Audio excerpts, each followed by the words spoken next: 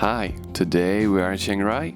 It is rainy season here. It rains almost every single day. Nevertheless, we'll try to explore everything and try to see as much as is possible in August, in the midst of the rainy season. Chiang Rai is located in the very north of Thailand. It is a small town, but it is known for a few very interesting locations that you might have seen on the internet but never knew where they were located. Today we'll head to the goldenTriangle, a very interesting place on the border of Thailand, Laos and Myanmar. Also, we will try to check some caves and waterfalls. Spoiler alert, these missions won't be very successful because it's a rainy season. And then we'll try to see some very well-known temples that you might have seen before, but never really knew where they were located. They are in Chiang Rai. On day one, I took a motorbike and decided to go to the border of Thailand, Myanmar and Laos. That was the first point of attraction that I really wanted to reach. The first place where I went to was the small town located on the banks of the Mekong Delta. I went there, took a couple of shots, just enjoyed the views and carried on. Because the main point where I want to get was the goldenTriangle. This is a very interesting location. It is basically a place where the borders of Thailand, Myanmar and Laos connect together and create this goldenTriangle. This place has a quite dark history. The thing is that in that area they used to grow poppy seeds and create opium from it, and this opium trade was a massive thing in the past. Okay, so I did my research in this place and oh boy, it did not disappoint. The whole area is huge, around 200,000 square kilometers. That's the size of the UK, bigger than Cambodia, and about 3 times the size of Ireland. The term Golden Triangle was coined in 1971 by a US diplomat because drug traders were often paid in gold bars for opium shipment. A single farmer could grow 50,000 poppy plants on just 0.5 hectares, producing up to 8 kilograms of raw opium. Back then, a kilogram of opium would cost about $200, but on the streets, the price would go up to $1 million per kilogram. Opium was shipped down the Mekong River, hidden in boats that were often faster than local patrols, making rivers the main drug highways of Asia. Thailand's royal project converted thousands of former poppy fields into farms for coffee, tea and fruit, drastically cutting down opium output in Thailand. Myanmar, however, remained a hotspot and is still the world's biggest opium producer.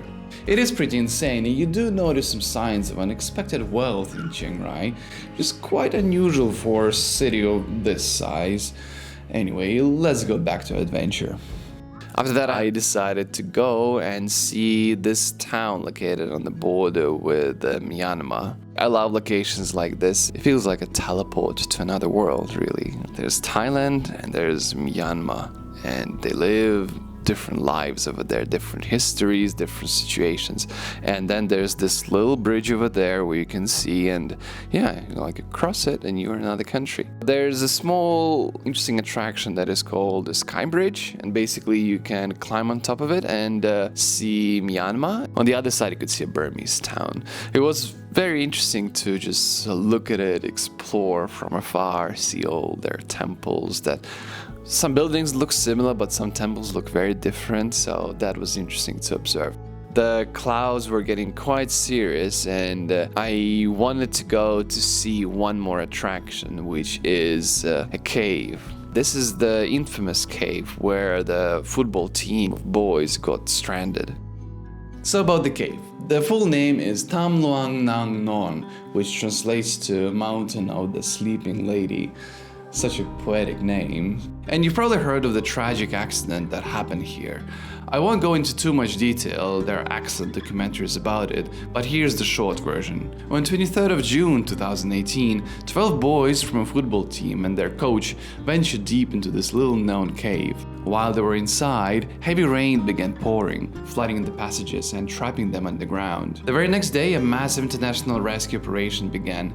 Teams included Thai Navy SEALs, British divers, and specialists from all over the world. 10 days later, the boys were finally located, 4 kilometers deep inside the cave, exhausted and hungry, but alive. Now came the impossible question. How do you get 13 weak, malnourished, non-divers through a narrow, flooded cave system? After intense debates, which somehow included Elon Musk in one of his less shining moments, the decision was made. The boys would be sedated and carefully pulled through the flooded tunnels. It was an insane mission, dangerous, exhausting, and unprecedented. 2 divers lost their lives, 1 drowned, and another later died from a blood infection. And yet, against all odds, every single boy was rescued. It felt like a miracle. So with all the history in mind, you can imagine how surreal and thrilling it was for me to stand there at the entrance of that cave. So this complex is closed. Nobody is allowed to go in up until October. I managed to get in legally, but it was difficult. And now I'm here, all by myself. To be fair though, and it's quite ironic, well, there's not that much to do. I can't even see the entrance to the cave. Where is it? I don't know, and I can't really ask anybody because I told them that I will not approach the cave. I was not planning to, but I can't just see how it looks like from outside. I found the cave! There it is!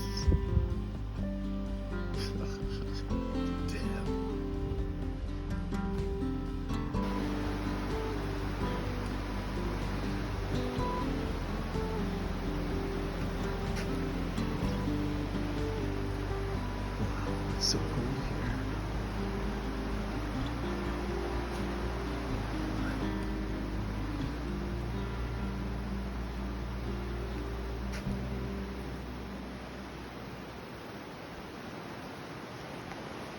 here. All right, now I can go back home. The cave is closed during the rainy season. That's important to mention. You can't even really access the territory of the cave during the rainy season. The cave is open starting from October, so up until then you can't even walk around. I did manage to get in, but I had to talk to the security, we had to talk to the director of the park, and I had to promise that I would just walk around very, very carefully, and under no circumstances I would try to enter the cave.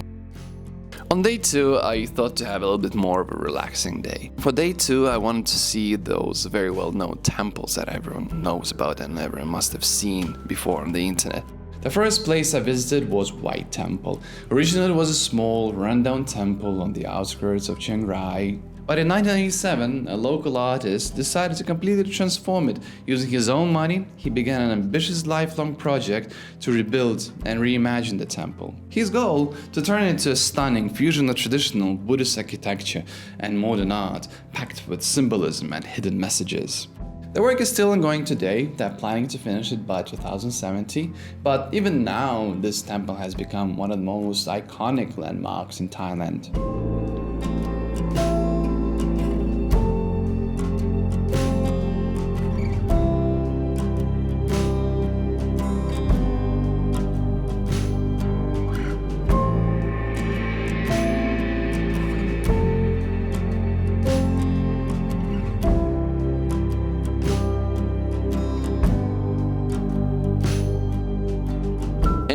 Yeah, it does look spectacular. At the same time, I couldn't get rid of the feeling that it felt a little bit superficial to me. It felt like it's a very big tourist location, everyone goes there to take pictures, and that's all.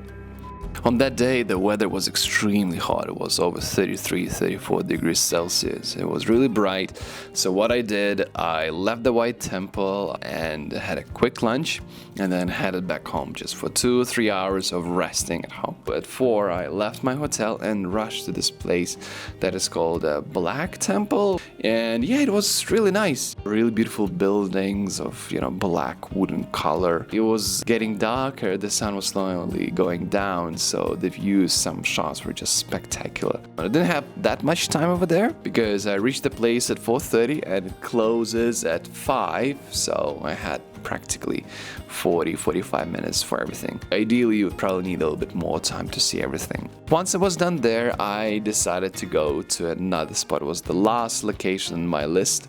It was this temple Here's the name of it, which was last spot on my list. And to be honest, I had very, very modest expectations about it. It just was a place that I wanted to check, and it was a big surprise. There are like 3 holy buildings. There's a Buddha statue, there's a temple, there's a, I think, a pagoda, or I'm not sure what it's called, but yeah, it was really beautiful. And the best thing about it was that the sun was going down and the sky was of an absolute unbelievable color. I was so lucky to see it there. I was so tired, but the views were so astonishing that I was just like a little boy just running around and taking this shot and that shot and here and there, because it just didn't feel like enough, and it was just getting more and more and more beautiful. So that was really nice.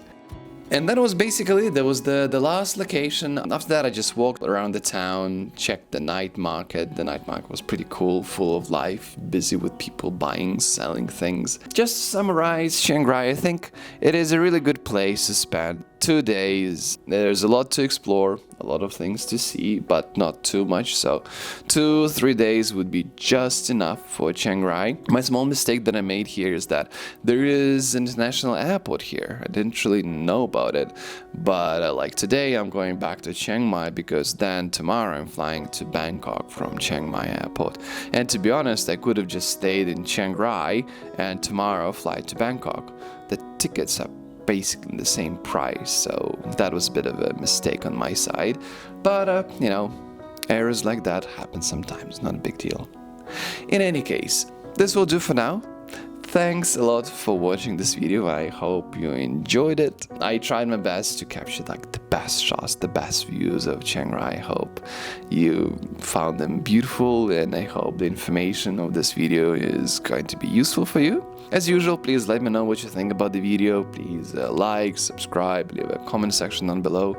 I would like to hear about your opinions. Is there anything else you would like me to see, share? Is there anything else you would like to know? I am happy to share. But for now, this will do.